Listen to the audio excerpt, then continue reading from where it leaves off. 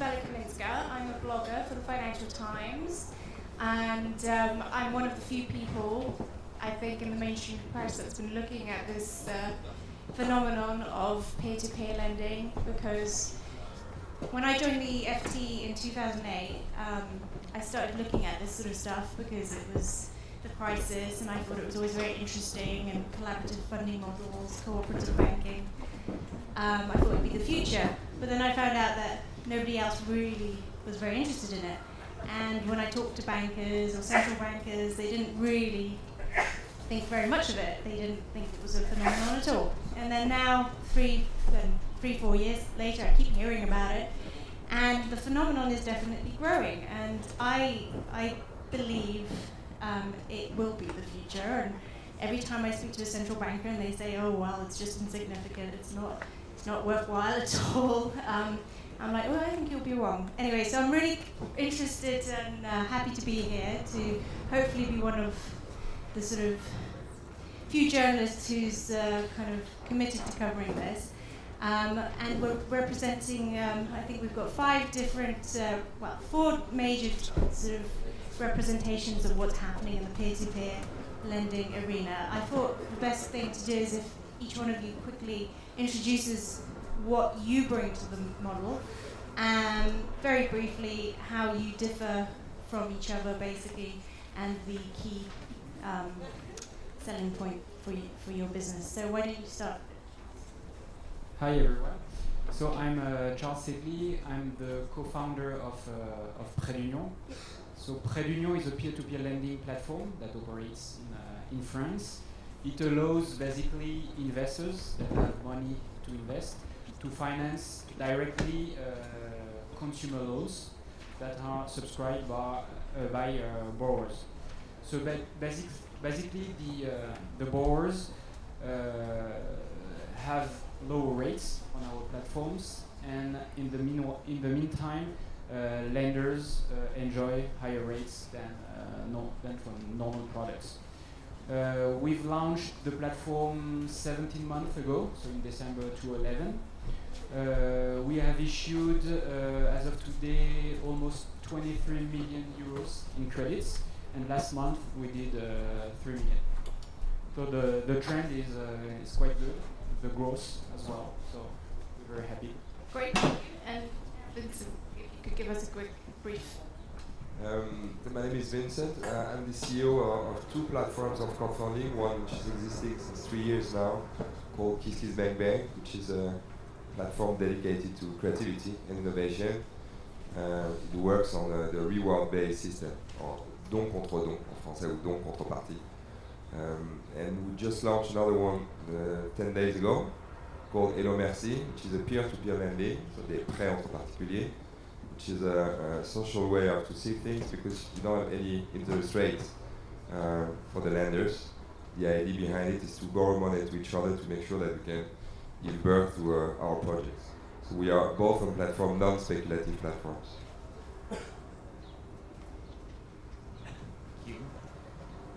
Okay. Get So tangled up. Yeah, sorry. It's a trap, by the way. So I'm Alexandre. I work at la Banque Postale, which is one of the biggest retail banks in France. I'm responsible for branding and communication. And we collaborate with Vincent throughout the Banque platform to give to our customers a new way to experience the way to finance their project. And we set up this collaboration 2 years ago now, and we're very proud of what it has done, because we give a new perspective to our customers, and that's what we want. I'm François Carbone, co-founder of Anaxago. Anaxago is an equity crowdfunding platform, which is now 1 year old. It's almost 1 million invested in startup companies, and the change is a change in the relationship between shareholders and founders. The shareholders of companies which are on the websites can be clients, providers, business partners, and it totally changes the relationship. We also made our first capital raise on the platform, so we have, Anaxago has 30 shareholders, which are clients, partners, and it's a real resource. And Jana, you're an example of somebody who has used the Kiss Bank. Yeah, exactly. So I will tell you the concrete. Why don't you give us a rundown of your experience? That's a good place to start, I think. Okay. So I had an idea to open a cafe, and it's you need some investment for that. So I have my best friend. She was willing to help me with that. So we put the money together. Then of course it was not enough. So we also got a bank loan. But to complete our investment, I was thinking of crowdfunding because I knew the system before. I have also a friend who helped to finance this project this way. So I was thinking, okay, why not to try that? And so I knew Kiss Banque because I did a business school, and Kiss Banque was presenting itself there once during one conference. So yeah, we had a lot of fun doing the video and writing about our project, and then we uploaded it on the website, and it worked out, and we opened our cafe just a week ago, so it works.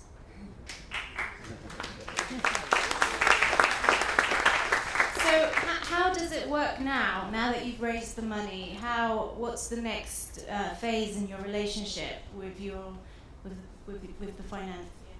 Yeah, so there are rewards. We set some amounts and the rewards. So, for example, just to give you a concrete example, for 30 euros, or let's say for 10 euros, you get a postcard with some personalized, text. And every next amount, you get the previous reward plus something else. So, for example, for 30 euros, you get a postcard plus you get a free muffin, which will be called by your name. So it will be like a muffin Vincent, for example. So like naming stars, basically. Yeah. To have your name forever on a muffin. And then the highest amount was 300 euros, and that's all the previous rewards, which is like a brunch, and there is one apron, and plus the dinner with founders of our cafe. So, and then we set the objective. Basically, the idea was to finance the coffee machine because we wanted to get a very good coffee, and this is quite a high investment. And also the oven is another important thing for us because we are baking everything at our place. And also, I forgot to say, it's gluten-free. Everything is gluten-free. So these two things were quite high investments. And I think we would be able to open the cafe even if we didn't ask for money from people, but we would never be able to get the coffee that we have today. Like, it really helped us to make it how it is today. And what I'm interested in specifically as well is how does using this initiative, how does that help your debt profile? Does that make it more manageable in terms of your future liabilities and in terms of costs and operating costs? Yeah, because we asked for a bank loan, which is actually combined with the loan from one public organism in France, and there is a maximum budget. So we would have to go over that budget, and it would be a bit more difficult. So this, it really helps, and Well, I think that's a really good example of how these initiatives can empower small businesses. But obviously, it's not just about small businesses. It's about loans to individuals. And Charles, perhaps you might give us your perspective on that side of it. So obviously, nowadays, it's hard to get loans anyway. And banks are unwilling to lend. They did a bad job of risk assessment. How is it that you can protect people's money, people who engage in your business, and how do you ensure that the risk assessment is done correctly? So we have a good practice at Préunion, which is to ask for more credentials to our borrowers, because it's not. I mean, we do more anti-fraud checking, more solvency checking, thanks to those credentials. Why we do this? Because it's not our money that we lend to borrowers, it's our lenders' money. So we have to be very cautious. We have to make sure that borrowers are not doing fraud or So are your standards higher than the banks? in terms of score, not, but in terms of checking credentials, anti-fraud procedures, yes. Okay, and presumably in KissKissBank, it's a bit of a different structure because it isn't the same sort of level of risk assessment because it's more of a crowdfunding platform. How do you approach this? The thing is that when you work on a reward-based system or non-profit lending system, then you're out of the banking monopoly. So it's much easier to not to get your own rules, but at least to be free from the big pressure from those rules dedicated to monopoly. So I mean, the system on both of those platforms is like the risk is shared by everybody. I mean, when you give money to somebody, I mean, the risk is that this guy won't be able to do the project exactly as it was supposed to do. But once again, I mean, the average gift or donation for those projects is 50 euros. So it means that you know that you take the risk with these 50 euros that maybe nothing happened. And when it comes to lending, it goes the same. When you're borrowing 100 euros to one of your friends, never sure to get the money back. And on those kind of platforms, I mean, the meaning behind this is to share this risk again. When you're borrowing 100 euros to somebody who is building a coffee, maybe I mean the story won't get that well, that you won't have your money back. Although that is a risk that you need to assume, that we assume altogether. Although if you reach a percentage of bad stories, then the platform is just dead, of course, because the reputation is getting bad. Everybody knows that the projects are not well, everybody knows that the money is not given back, and then those platforms should explode. And after 3 years or 4 years on those kind of businesses all over the world, we can see that it doesn't happen. Bad stories doesn't happen. And for one simple reason is that when you are crowdfunding a project like this, I mean, you speak to start with your first circle, that people you know. I mean, when you're borrowing money to the people you know, when you ask money from the people you know to do a documentary, I mean, if you don't give back the money, or if you don't give the project at the end of the day, I mean, the next Christmas or next birthday parties will be really, really hard because nobody will speak to you anymore. And the thing is that this social pressure can be a bit strange for everybody, but that's the main reason explaining that those platforms are really 100% functioning really well, because the rate of failure is really, really, really, really, really low. And to give you an example, on KissKissBank, after like close to 3,000 projects, we don't have only one complaint about non-project. It means that most of them, I mean, all of the projects, more or less, are giving the rewards on time, or maybe a little bit less, but as soon as the money is circulating between people we know, or people we know by somebody we know, complaints are not coming out. And those systems, when we're talking of non-speculative platforms, are based on social pressure. That's very interesting, and I don't know how many of you are familiar with David Graeber's book, Debt, the First 5,000 Years of Debt. It's very anthropological. It's almost like we're going back to those days when there was social pressure. Your local bank manager knew you, and it wasn't just about your relationship with a faceless corporate. It was about who you were in the economy. So, why this change? Any one of you? I mean, what has made such a difference? Why are we now able to do this, whereas 5 years ago, when there was already an internet structure, we weren't doing it so much? It's a parallel with the explosion of social networks. I mean, all social networks we get used right now to be connected to the rest of the world by 7 contacts. It means that every time you move somewhere, I mean, let's say a certain part of the world know about what you do mechanically. So it means that, I mean, those crowdfunding platforms are working really, really well because now people know how to be connected with each other. And when you're connected with each other publicly, it gives you a high pressure because your own reputation and your e-reputation are at stake. And so we didn't create anything on crowdfunding platforms. We just, thanks to the social networks and this e-reputation and this pressure, just put some values all together that we do have in the humanity since ages, which is sharing, empathy, trust, transparency, which are a little bit hidden by the really rude world where we're living right now. But we all have those values inside, and the proof is that as soon as you give something quite easy to make them up, they're just coming up. But obviously, critics, and I face a lot of critics, they always say stuff like, but the world is always full of people who will want to take advantage of nice people, and as a result, this structure is just never going to work. You're a utopian. What do you say to that?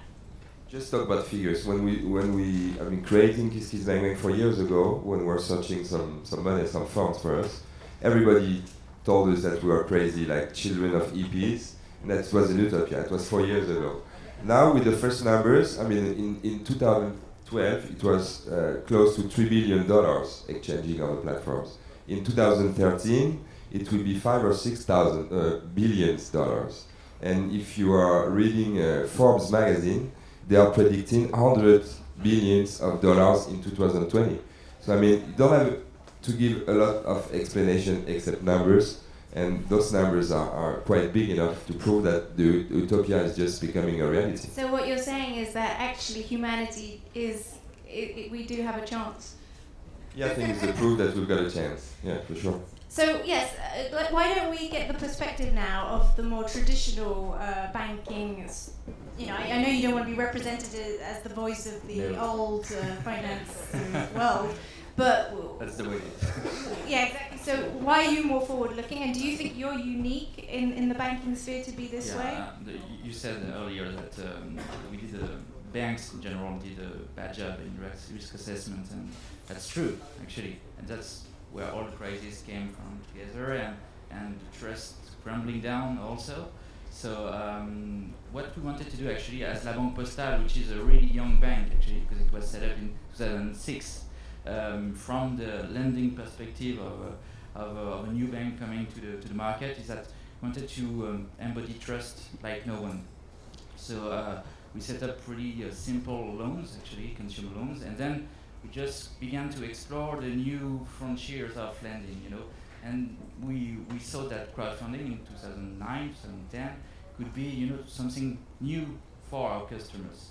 So that's why we set up this collaboration with Vincent, and we said, okay, this is a new way to define the limits of what we can do for our customers first, because we know how to lend money, but not for every project. And we said sometimes there is limits about that. And then we thought, okay, we have 11 million customers, a customer base so huge that maybe we could use it, to help people, each other actually, and to encourage people to discover new ways to realize projects. That's what we did with KissKissBankBank. We first set up this way to channel, projects to the platform, to inform actually our customers that it was existing, and I think it's a pure collaboration. There's no kind of you're not an investor or a stakeholder or anything like that. No. It's you're about, routing customers. The speaker before us was speaking about collaboration in a marketing way, the way to address new markets, new trends, and this is the way we do it actually. That's why. Well, it's not about the future of banking per se, it's doing banking in another way. And maybe sometimes it's easier to find new partners, just like KissKissBankBank, to do that. Because after all, you have so many clients, so many customers, that sometimes you have to address their new needs. And as you said, it's really growing need, it's really growing trend. So instead of playing the old bank, stuck on the regulation side, on their old habits, it's maybe time to discover new things, and that's why we do that partnership with KissKissBankBank. So now I'd like to move on to Francois's business, because for me it's perhaps the most interesting one, because I'm just fascinated with this development where I'm from London, I'm from the UK, so I watch British TV, but we're seeing all these Dragon's Den type shows, and equity is becoming something that is understandable now to the man on the street. And equity financing has been around for years. years, but now it's become mainstream. Is that what you're tapping? Yeah, that's one of the reasons we created an Hexago. It's bringing the possibility to everyone to invest in startup companies and small and mid-sized companies. In France, for example, the rate of savings is 17%, but these savings are not really risky, and a lot of people which are investing in stock exchange, invest in large companies where they cannot see the impact they have. They know that they invest a lot of money, that the stocks have variation, but they don't understand why. And more they see that it's because of robots. We could discuss that. And we wanted to bring the possibility to these people to invest in companies that they can understand. They can understand that it creates jobs, they can understand the products, they can understand the markets, and they can see the company grow. It's risky, and it's not in the considerations of banking monopoly. It's more private equity, and we wanted to create a bridge for companies which who have a lot of difficulties to raise funds between 100,000 euros and 1 million euros. It's called the equity cap. And these crowdfunding platforms, equity crowdfunding or crowd investing as we call it, can add an actor to this chain and motivate people to invest in startup companies who have a lot of difficulties to raise funds. And I mean, I always say, and I know the economists don't like it, but you know, equity is a form of perpetual debt in a way. So are we going perhaps to this new world where everyone is a stakeholder? We're financing through equity, and you know, and what are the sort of inspirational stories here? I mean, the one that comes to mind is the guy who did a graffiti for Facebook and got paid in equity. You know, is that the sort of and why not? Like, if you're a freelancer, be paid in equity. We'd really like to have such a story on our platform, but we cannot say this.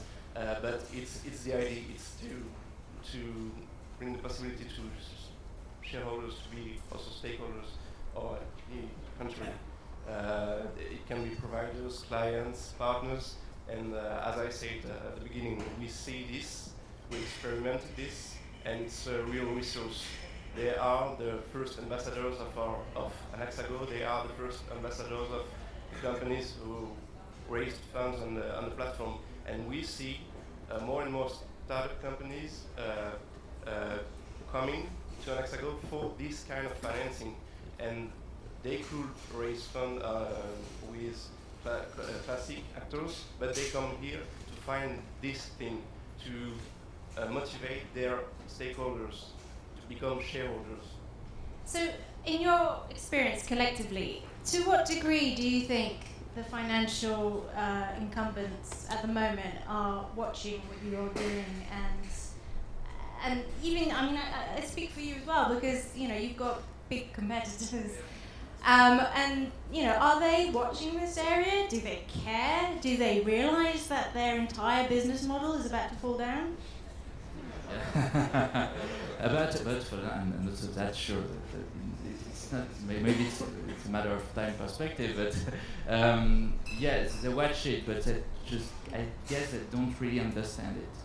The way when you watch how this event works, actually, it's all about trust building, relate, and that's not the way banking is done traditionally. You know, it's more a question about assessment, risk, and it's not about understanding the people, and that's maybe the main switch is here. It's not money but people, and giving meaning to that. That money is all about you using something for others and for yourself. Maybe if you're in corporation for an equity, it's about using something good for you, and well, giving meaning to that use of money. Actually, it's really new change, and from a banking perspective, it's not that easy to understand and to integrate, in your day-to-day processes, and to be able to expand your promise to that area, actually, meaning that you have to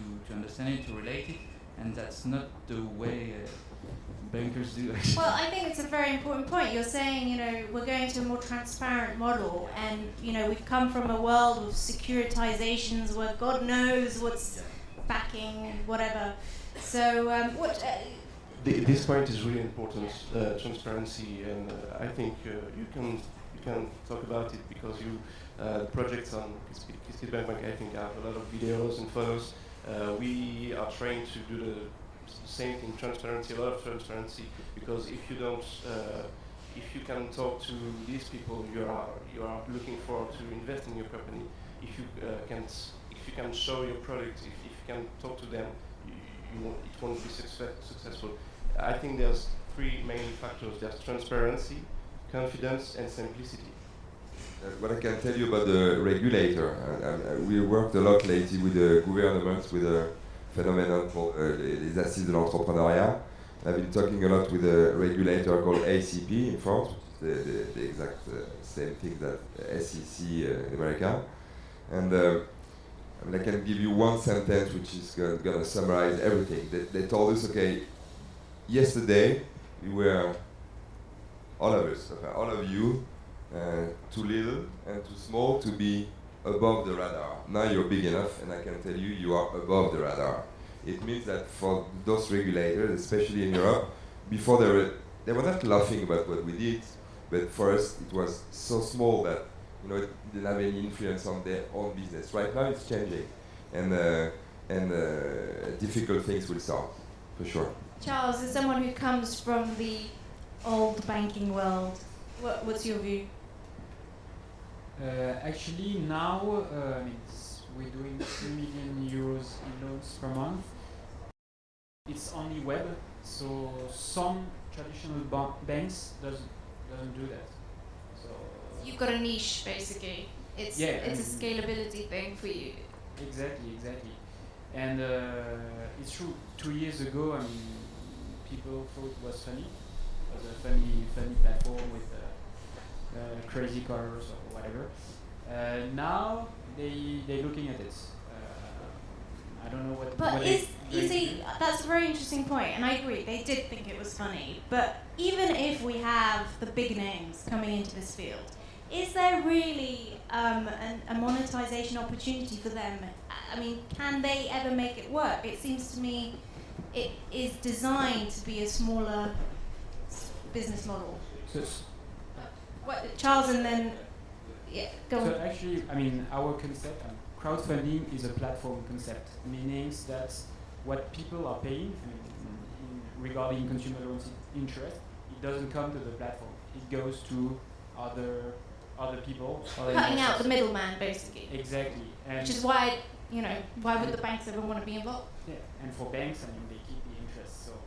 So it's a different model. Okay, you make less money, of course, but maybe it's better for consumers.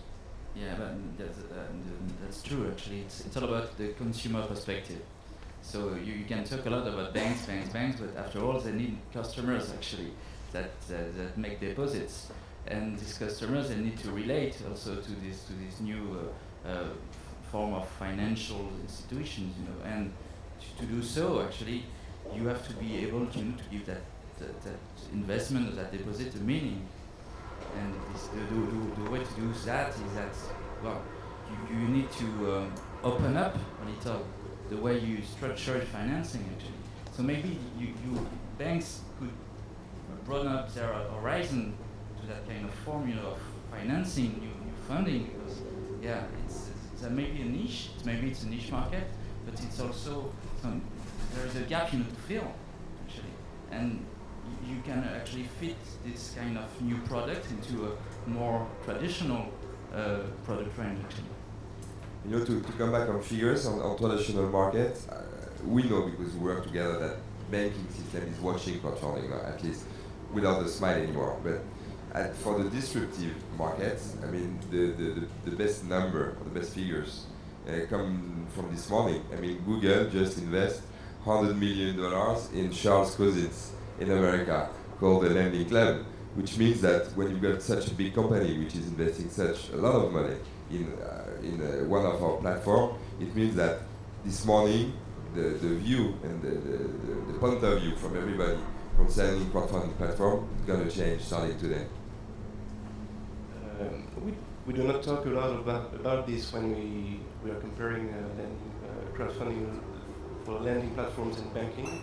But for me, the most important difference is that there's no counterparty risk, and we talked about a lot about the crisis and why the banking system represents systemic risk.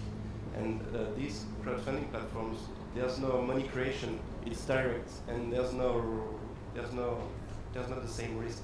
So it's a more robust system, basically. It's smaller, so we cannot compare it's not comparable for me, but there's no counterparty risk. And that's because of the money creation side of it, because you're not effectively creating credit. You're either drawing funds that are already out there, so 100% funding, or you're raising it through equity.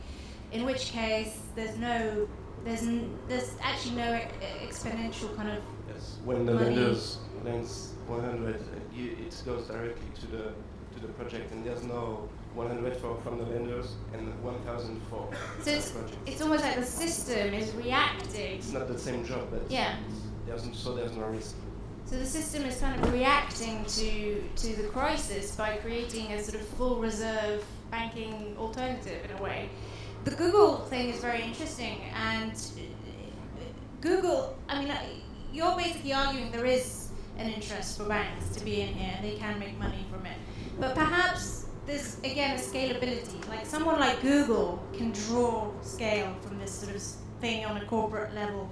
But a smaller kind of local bank, you're either really directly in it on a peer-to-peer level, like you guys, but the mid-tier middleman, I just don't see how it can ever be a viable model for them. Perhaps that's me, and I'm happy to be totally proven wrong. I'm not sure where. You talk about profit, actually. My mother always used to say, if you pay peanuts, you get monkeys. So someone somewhere is, The thing is, you have to assess what a retail bank do. Actually, it has on a regular basis. You have deposits and you have lending, and you match, maturities for the way people wants to have their interest served on savings first, and then you have to match the needs of the funding needs of people, and that's what retail banks do actually. And maybe on this 100% deposit-based model, well, you have to take into account the new way to look at the risk actually, because actually the bank took all the risk for themselves actually, and that's a new way to develop funding. And maybe that's, if you take the perspective of the consumer protection, maybe you have something new to take into consideration, because actually it's really new, it's really fun, it's really growing, but in the same time the story is not really fulfilled yet, because you will have some kind of accident. And so basically we still need the old banks, and if anything, perhaps because they provide infrastructure as well, there's a infrastructure situation here. Yeah, I think of course, I think we have this problem of risk and scalability. We have like huge insurance bumpers, to give some kind of boost to this new market. The kind of structure we are actually, just like Postale, is really can take the risk for themselves and accompany actually the way the new firms to develop on this market, because maybe the knowledge and the risk assessment is there actually, and maybe we can share actually this knowledge with that kind of new companies. François, do you have? I'd like to come back to social motivations, and we talked about anthropology, and I think this is the main difference between the products which are made by banks for the moment, even the mass products, and crowdfunding platforms. We see from our clients that they want to invest in things they know. They don't want to invest in products and aggregated funds. And for me, this is the main difference. And banks could do such things and propose products where you can see the companies behind the product, and it could be something they could think of. You know, our motto at la Banque Postale is Banque et citoyenne, so bank and citizen actually. So we know that our customer wants to have a lot of trust and meaning when they make the deposit into our accounts, and that's why I think there is a lot of future for that kind of model that is domestic, that is really related to the economy, and that's why actually we can set up new streets between some kind of these structures and such. So collaboration, basically, Yeah, moving definitely. forward. I think generally, I mean, we've had a good roundup of the main issues, but perhaps it would be interesting to hear questions from the audience. If you direct, is it for everybody or anyone specific? Very interesting. The next step, what's the next step for you? And the recommendation or proposal, my idea is to radicalize the approach to hitting. This means radical innovation banking, this radical banking. This means that you make your future consumers, your future customers to the investors. What we have now is crowdfunding, then we have crowd investing, and the next step for me is logically to make the real consumer, like the subscription model, the investor, because then you have a chance for a fair economy and maybe more balance and get the casino out. Thank you. Yeah, you know, it's all about the way you do banking. Actually, what you're saying is what banking is all about. You know, if you take the retail perspective, actually, it's taking care of the people's money. So it's really about respecting that first. Maybe it's misunderstanding. What I mean is, if you now have a product on Kickstarter, you have the perks, you know, t-shirts and so on. And naturally, the next step is that you have only the perk to be a future consumer of the product you are offering. So basically, you're talking about a structure where we have redeemability, like a right to redeem, right? Yes. That sort of concept. The question is, what's the next step? Is this a possibility? So lending based around an entitlement to use the particular good or service. As you have it now on Kickstarter, you get the product for a lower price. Right. And get all the other shit now away and have no fan base, but have the real consumer base instead. Yeah, but there's a mix between, in this case, between pre-selling your products with early adopter consumers, which in fact are becoming your fan base. So it's, I mean, the answer is that by pre-selling your project, by make official that thanks to the people you're going to launch your product, you are creating a base of emotional relationship between your fan base becoming your customers, which is quite new.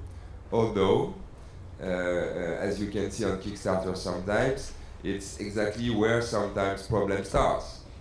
Because as long as you are collecting like $3,000, $4,000, $5,000, $6,000, $10,000 to make a documentary or even to prototyping a product, I mean, you only have the responsibility in front of few people, and especially people you know.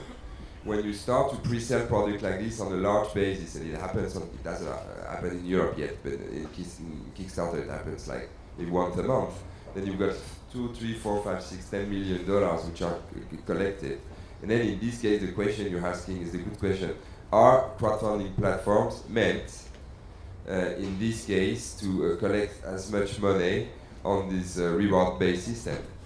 Because it's like, from our point of view, most of the time, you will bring the project creator to an amazing amount of problems, because he was a prototyping kind of people one day, and the day after, 30 days or 60 days after, he is become an industrial. And then he needs to deliver thousands and thousands of projects. And then in between, this one of the limits that we can see on our system right now are those platforms really meant to build or to collect so much money for projects.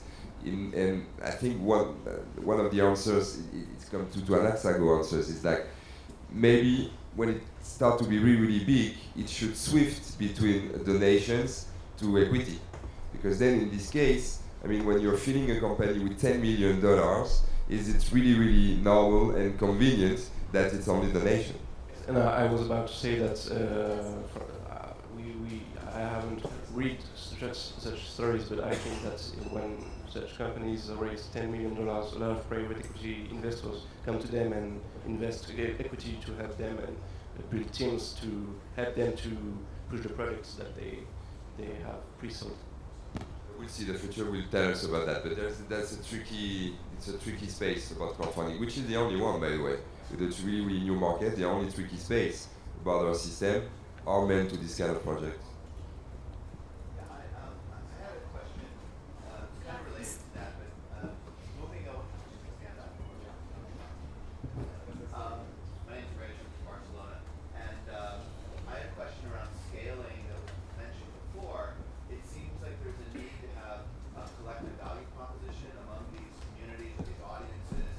Someone mentioned earlier that one of those kinds of collective value propositions might be, we don't want to invest in certain kinds of derivatives or things like that. I think that's interesting, and I'm wondering, one of the powers of being able to sell into networks is that feedback loop. I'm wondering, for any of your activities, do you have mechanisms or interesting stories about how you learned things from the audience about where to take your offer that was in line with what their needs were?